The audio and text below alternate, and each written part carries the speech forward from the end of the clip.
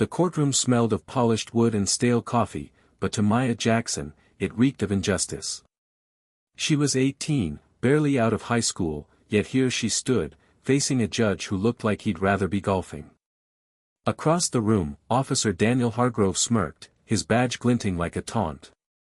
Maya's heart pounded as she adjusted her second-hand blazer, the one she'd ironed 3 times the night before. She wasn't supposed to be here, not like this, not with her brother's freedom hanging by a thread. But life had a way of shoving you into battles you didn't choose. 2 weeks ago, her older brother, Jamal, had been arrested for resisting arrest after a traffic stop turned ugly. The dashcam footage told one story: Jamal, calm and compliant, asking why he'd been pulled over. Hargrove's report told another, painting Jamal as a thug who'd lunged at him. Maya knew the truth: Jamal was no saint, but he wasn't a criminal. He was just a black man driving home from his night shift at the warehouse. The judge's gavel cracked, silencing the murmurs. "Miss Jackson, you're representing yourself and your brother?" His tone dripped with skepticism, his eyes scanning her like she was a kid playing dress-up. Hargrove chuckled from the witness stand, loud enough for the room to hear. "This ought to be good," he muttered, leaning back with a grin that made Maya's blood boil.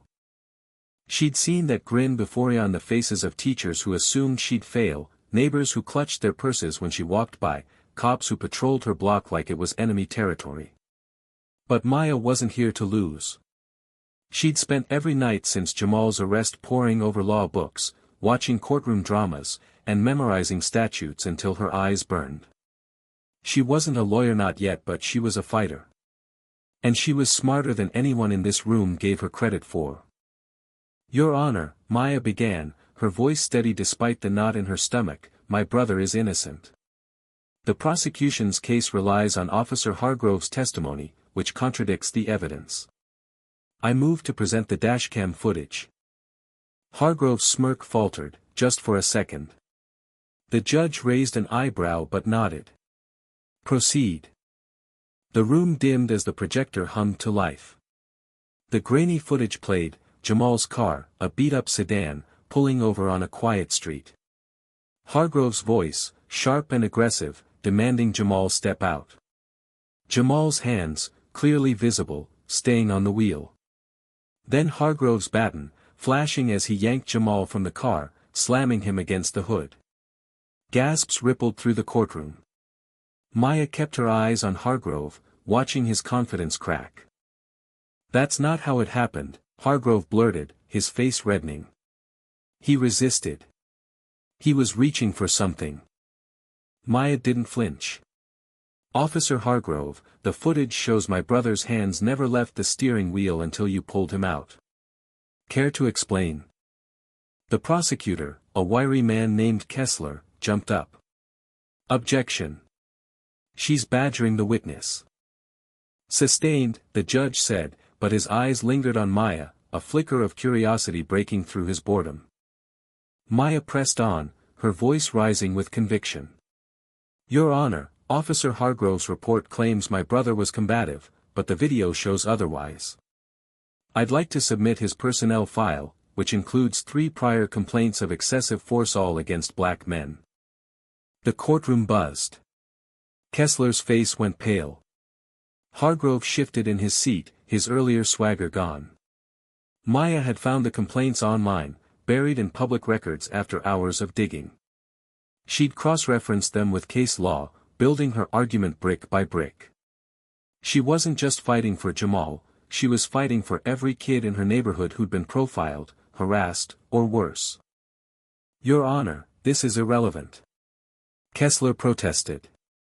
"Miss Jackson has no legal training. She's wasting the court's time." Maya's hands clenched into fists. "No legal training," she said, turning to face Kessler. "I may not have a degree, but I have the truth. And the truth is, Officer Hargrove targeted my brother because of the color of his skin. He's done it before, and he'll do it again unless someone stops him." The judge leaned forward, his expression unreadable. "Miss Jackson, watch your tone." "But I'll allow the file." "Continue." Maya's pulse raced. She was in deep now, no turning back. She pulled out a stack of papers, each one meticulously highlighted. These complaints show a pattern. In 2019, Hargrove was disciplined for using excessive force on a black teenager during a stop-and-frisk. In 2021, he was investigated for falsifying a report again, involving a black suspect.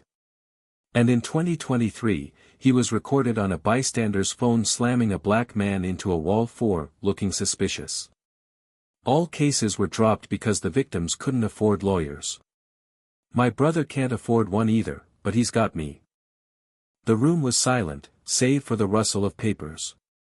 Hargrove's jaw tightened, his eyes darting to the exit like he wanted to bolt. Maya felt a surge of adrenaline. She was winning not just the case, but the room.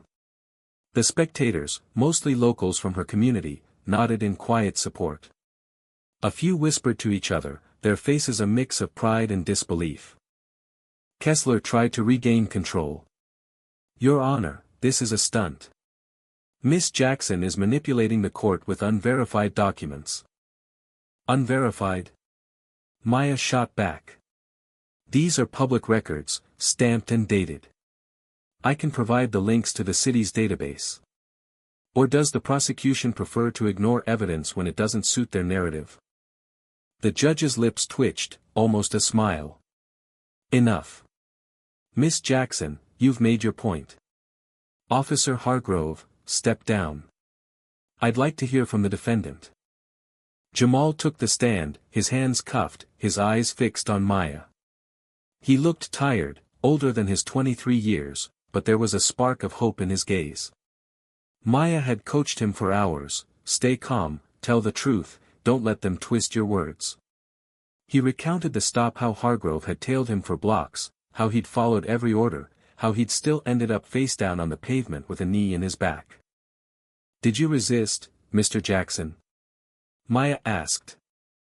No, ma'am, Jamal said, his voice steady. I did what he told me. I didn't want trouble. Hargrove snorted from the side, loud enough to draw glares. Maya ignored him, focusing on Jamal. And did Officer Hargrove give a reason for pulling you over? No. He just said I looked suspicious. Kept asking where I was going, like I didn't belong there. Maya turned to the judge. Your Honor, my brother was driving home from work. He wasn't speeding, wasn't swerving. The only suspicious thing about him was his skin. This isn't just about one bad stop, it's about a system that lets officers like Hargrove abuse their power. The judge's face hardened, but he didn't interrupt. Maya felt the weight of every eye in the room. She was exposing more than Hargrove's lies, she was laying bare the ugliness of prejudice, the kind that hid behind badges and paperwork. She thought of her mother, who'd cried herself to sleep every night since Jamal's arrest. She thought of her neighbors, who'd stopped trusting the police years ago. She thought of herself, 18 and terrified, but standing here anyway. Hargrove couldn't stay quiet. This is ridiculous, he exploded, standing up. She's turning this into a circus. I've been a cop for 15 years. I know what I saw. Maya spun to face him, her voice cutting through the chaos. What you saw was a black man, and that was enough for you to ruin his life. You didn't see a threat, you saw a stereotype. The judge banged his gavel. Order. Officer Hargrove, sit down or you'll be held in contempt. Hargrove sat, his face a storm of rage and embarrassment. Maya took a deep breath, her hands trembling but her resolve ironclad. She wasn't done yet. She had one more card to ply, a witness, a gas station clerk who'd seen the whole thing from across the street. His testimony could seal the case, but it meant risking everything. If he didn't show up, or if he crumbled under cross-examination, Jamal could lose his chance at freedom. As the clerk was called to the stand, Maya's eyes met Jamal's. He gave her a small nod, the kind that said, I trust you. She swallowed hard, praying she wouldn't let him down. The clerk, a nervous man named Mr. Patel, took the stand, clutching a crumpled tissue. Maya had tracked him down after days of searching, convincing him to testify despite his fear of retaliation. "Mr. Patel," she began, "can you tell the court what you saw on the night of June 15th? Patel's voice shook, but he spoke clearly. "I was closing up the gas station. I saw the police car pull over a sedan. The driver, your brother, got out with his hands up. The officer, he pushed him hard, onto the car. The driver didn't fight back. He kept saying, 'I'm not resisting.' Kessler jumped in, trying to rattle him. Mr. Patel, it was dark. How can you be sure what you saw?" "I'm sure," Patel said, his voice growing stronger. "I've got cameras outside my store. I checked the footage. It matches what she showed." He pointed at Maya. The courtroom erupted in murmurs. Kessler's face fell. Hargrove looked like he'd been punched. Maya felt a rush of triumph, but she kept her composure. This wasn't over. She still had to tie it all together, make the judge see what was at stake. "Your Honor," she said, her voice ringing with purpose, "this case isn't just about my brother. It's about accountability. Officer Hargrove lied to cover his bias, and he's done it before. If we let this go, we're telling every officer they can target people like Jamal and walk away. I'm asking you to dismiss the charges and investigate Hargrove's conduct." The judge leaned back, his fingers steepled. The room held its breath. Maya stood tall, her heart hammering but her spirit unbroken. She'd fought with everything she had, not just for Jamal, but for justice, for her community, for herself. The courtroom air grew thick, the silence heavy with anticipation. Maya Jackson stood at the defense table, her hands steady despite the tremor in her chest. She'd laid out her case, the dashcam footage, Officer Hargrove's history of complaints, Mr. Patel's testimony. Now, it was up to the judge. Across the room, Hargrove sat rigid, his earlier bravado replaced by a sheen of sweat on his forehead. The prosecutor, Kessler, shuffled papers nervously, his confidence unraveling. Jamal, still cuffed on the stand, looked at Maya with eyes that held both fear and faith. The judge cleared his throat, his voice cutting through the tension. "Miss Jackson, you've presented a compelling argument. Officer Hargrove, your testimony contradicts the evidence. I'm inclined to take this seriously. Do you have anything to add?" Hargrove's jaw clenched. He stood, his uniform suddenly looking too tight, too stiff. "Your Honor, I've served this city for 15 years. I made a judgment call. That kid," he jabbed a finger toward Jamal, "he was acting suspicious. I did my job." "Your job?" Maya interjected, her voice sharp but controlled. "Your job is to protect, not to profile. You saw a black man and decided he was guilty before he even opened his mouth." The judge's gavel slammed down. "Miss Jackson, I've warned you about your tone. But Officer Hargrove, your judgment call has holes bigger than this courtroom. I'm ordering a recess.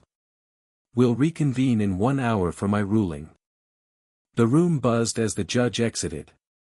Spectators whispered, some nodding in Maya's direction, others glaring at Hargrove.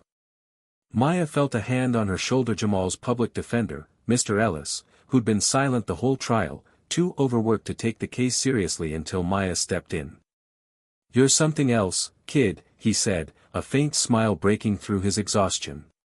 "You just turned this case upside down." Maya didn't smile back. She couldn't, not yet. "It's not over," she said, her eyes fixed on Hargrove, who was muttering to Kessler in the corner. She caught fragments of their conversation. "She's just a kid. How did she find those records?" Hargrove's voice was laced with panic, and Maya felt a spark of satisfaction. He was unraveling, and she'd barely begun. During the recess, Maya sat with Jamal in a holding area, separated by a glass partition. He pressed his hand against it, and she mirrored him, their palms almost touching. "You're killing it out there," he said, his voice soft but proud. "Mom would be losing her mind right now." Maya's throat tightened at the mention of their mother, who was too frail to attend but had sent Maya off with a prayer and a hug that morning. "I'm doing this for both of you," she said. "And for everyone else who's been through this." Jamal's eyes darkened. "You know he's not gonna go down easy.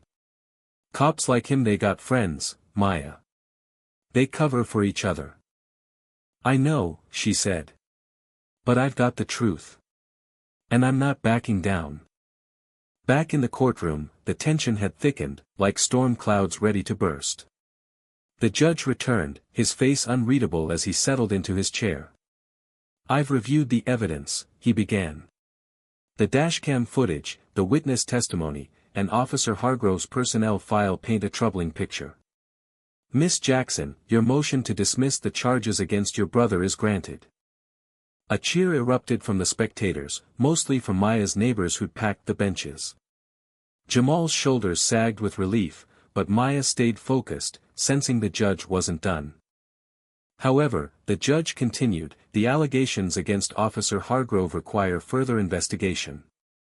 I'm recommending a formal review of his conduct by the Internal Affairs Division. This court will not tolerate abuse of power."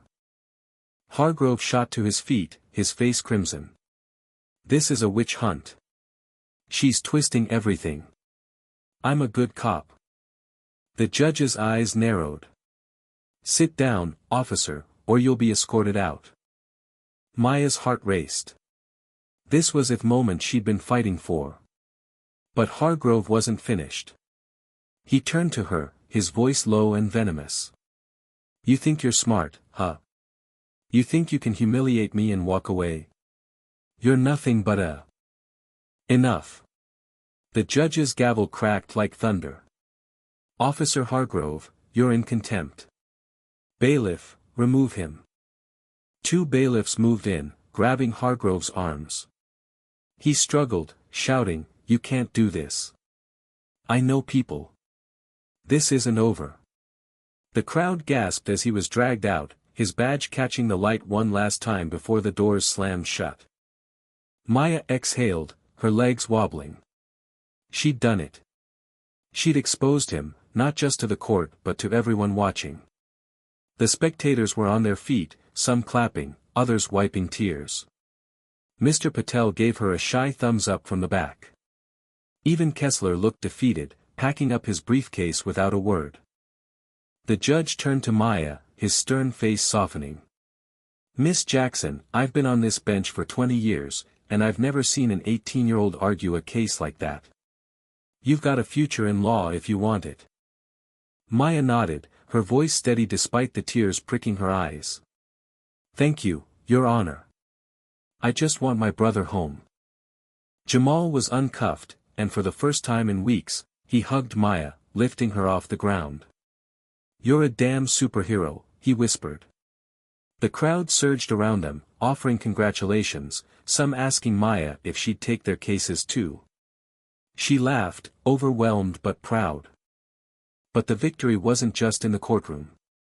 Word of Maya's performance spread like wildfire. By evening, local news vans were parked outside the courthouse, reporters clamoring for an interview. A clip of her cross-examining Hargrove went viral on X, racking up millions of views. "Teen takes down corrupt cop" trended for days, with users praising her courage and calling for Hargrove's badge. The fallout was swift. Internal Affairs launched a full investigation into Hargrove, uncovering more complaints buried in the system. 2 weeks later, he was suspended without pay, his career in tatters. The police department, under public pressure, announced new training on bias and accountability. It wasn't perfect, but it was a start. Maya didn't stop there. She enrolled in community college, majoring in pre-law, and started a free legal clinic in her neighborhood, helping others navigate cases like Jamal's. She spoke at community forums, her voice growing stronger with each speech. "This isn't just about one cop," she told a packed community center. "It's about a system that lets people like him think they're untouchable. We have to keep fighting, keep speaking up." Jamal got a new job, his record cleared, but he carried scars literal and otherwise from that night. He and Maya grew closer, their bond forged in the fire of that trial. Their mother, frail but fierce, framed a newspaper article about Maya's victory, hanging it above the living room couch. Months later, Maya received a letter from a law firm offering her a scholarship to a top law school. Enclosed was a note from the judge: "Keep shaking things up, Miss Jackson. The world needs more like you." As Maya read the letter, she thought back to that courtroom, to Hargrove's smirk, to the weight of every eye on her. She'd been terrified, out of her depth, but she'd stood her ground. She'd turned pain into power, fear into fire. And she wasn't done. The story of Maya Jackson isn't just about one girl or one case. It's about what happens when someone refuses to stay silent, when truth clashes with power and wins. It's a call to look at the systems around us, to question who they protect and who they harm. What do you think? Where does justice begin, and how do we build a community that upholds it?